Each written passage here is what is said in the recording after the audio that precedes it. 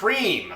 I got a carton of 35% cream here, along with some eggs and some other assorted goodies on my table. What are we going to do with it? Well, we're going to make some Bavarian cream.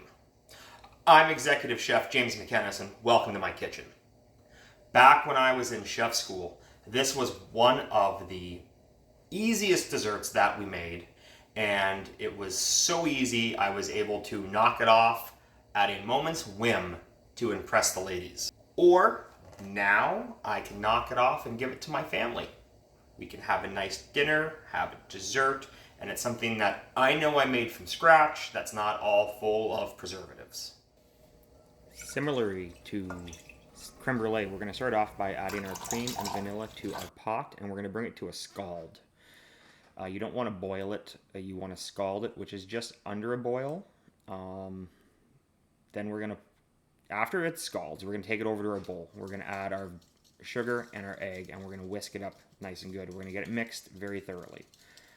Then, just like a creme brulee, we're going to temper in our cream. I like to go in thirds, so I put a third in, like a quarter, and then like a half of what's left, and then the rest of it. I do it over 3 though. Then once it's mixed in, you want to add it back to your pot. Okay, this is where the difference from this and creme brulee start to emerge in your preparation. Off to the side too, while that goes back on the stove, we can prepare our gelatin as per the package.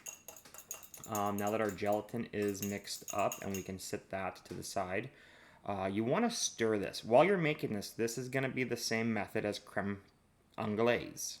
If you were making creme anglaise, you would stop when this part is finished, and you can use that as a dessert sauce on its own, or you could run it through an ice cream machine and get vanilla ice cream. You can use this as a base for fruit ice creams. See how I just ran my finger through it, and it didn't come back together? That's when you know your creme anglaise is the right thickness. We're going to put this back into a clean mixing bowl, and we're going to add our gelatin. Then we're going to whisk this to combine it. So from here, you want to saran wrap it. And what I like to do when I saran wrap liquids like this, I like to do 2 layers of saran wrap. So the first saran wrap I'm going to put directly down against the liquid, and that will help it to not form a skin. Okay? Then I will, and it won't be pulled taut. It can't be pulled taut if it's leaning in there. Then I will pull another saran wrap across, like you normally saran wrap things, and I like to pull that taut. That way, if anything happens to fall on it, it's gonna bounce off more than it's gonna like splash and make a mess. We're gonna put that in the fridge for about 20 minutes. That's what the recipe I was following said. I ended up having to let it go a little longer, and it was fine. In our stand mixer or by hand, beat up your whipped cream, your 35% cream, into whipping cream.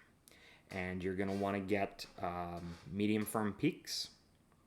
After that, you need to combine the 2 ingredients. So the way I was taught by my baking teacher, take a little bit of the whipping cream and put it into your egg mix.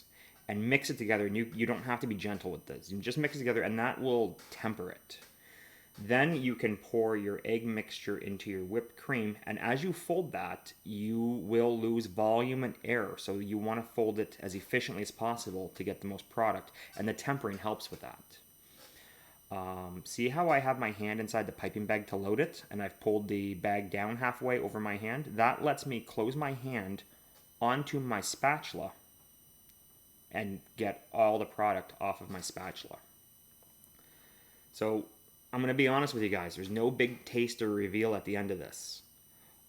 I think I shot 4 videos this day, and by the time this was finished, I was done, and I didn't even get to eat these for another day and a half after. But I'm not going to lie, I ate them both. I think my mother-in-law had half of one, and she said it was delicious, but I ate them both. It's better than whipped cream. Right, so it's not like you're eating whipped cream, and it's not as smooth as a creme brulee. It somewhere falls in the middle, and it's great for like a little parfait. Like I did this in 2 giant cups, but you easily could have spread this out into 4. So just saran wrap them up, put them in the fridge. You can make these up ahead. You can even make them a day ahead. And then if you're having people over for dinner, or you want to just make a little treat, you just make them up, put them in the fridge, and then pull them out when you need them. If you're going to do it as a parfait, just put some fruit on top of it. It'd be delicious. I'm sorry you didn't get to see a big reveal, and the pace pushed a little much for me to crack some jokes during this, but I hope you learned a little bit of method behind this, because sometimes when you read a recipe without seeing it happen, it can be hard to visualize.